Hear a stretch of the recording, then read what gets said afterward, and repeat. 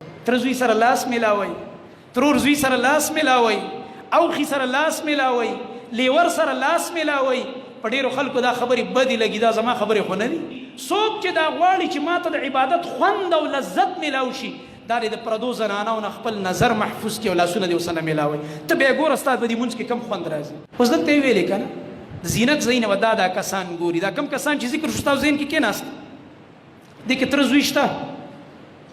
دا پکې راغلی دی آیت کې چې خیر دی تره زوی دي مولا ډول او سینګار ځایونو ته ګوري او د تره لور دې ته پرده نه کوي، لاسونه دې ورسره میلاوي. شته پیدا یې کوي قرآن او حدیث کې بیا ماله راوړئ چې را روانه جمعې بیان کوم.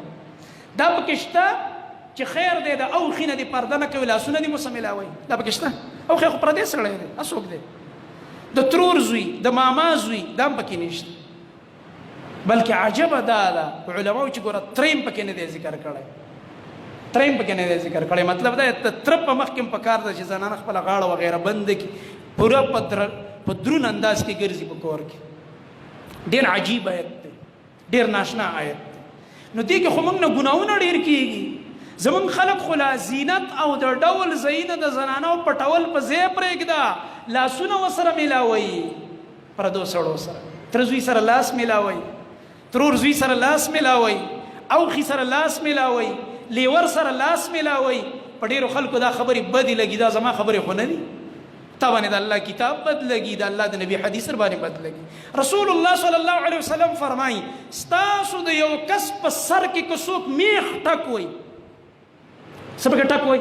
د اوسپنې میخ پکې ټک وي، څوک برداشت کولی شي په تاسو کې؟ زه خو یې نشم برداشت کولی. زمونږ په خپه کې چې دا خپه ډېره مضبوط شی دی، په ټول بدن کې کلک ځای کم دی د خپې تلې، ځکه په دې انسان مزل هم کوي.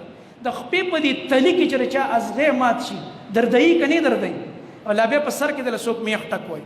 د الله نبي فرمایي چې ستاسو د یو کس په سر کې میخ د اوسپنې ټک والی شي، سیخ پکې ټک والی شي، دا د دې نه غوره ده چې پردۍ زنانه له لاس ورکړې. مونږ ګپ ښکاري دا خبرې. عذر وکړه، زنانه پویه که ورته ووایه، خفه کېږئ به نه. او دا په ما په خپله دا مسلې راغلي دي، په موږ تېرې شوي دي.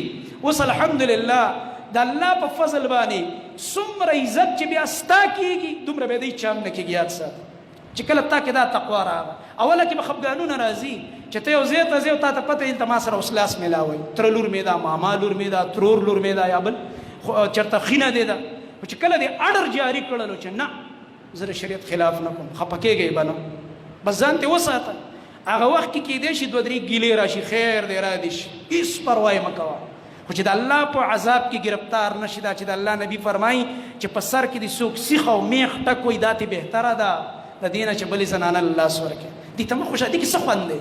دې کې څه دي؟ بلکې علماو د عبادت په اسبابو کې لیکلي څوک چې دا غواړي چې ماته د عبادت خوند او لذت میلاو شي، دا د پردو زنانو نه خپل نظر محفوظ کړي او لاسونه دې ورسره میلاوي. ته بیا ګوره ستا په دې مونځ کې کم خوند راځي، بیا به تا ته د دې سجدې د مزې پته ولګي، بیا به تا ته د رکوع خوند معلوم شي، بیا به تا ته د قرآن کریم د تلاوت مزه معلومه شي، بیا چې کله ته د الله ذکر کوې بیا به د دې په خوند پوهېږي، د الله رب العالمین د بندګۍ لذت به درته راشي.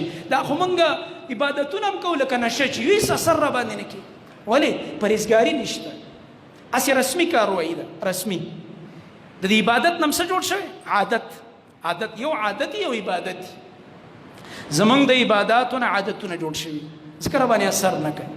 که موږ دا عبادت وګڼلو، قسم بالله چې کله انسان کې لږه تقوا راشي، دا عبادت په ده باندې ډېر زیات اثر کوي. دا یاد ساتي.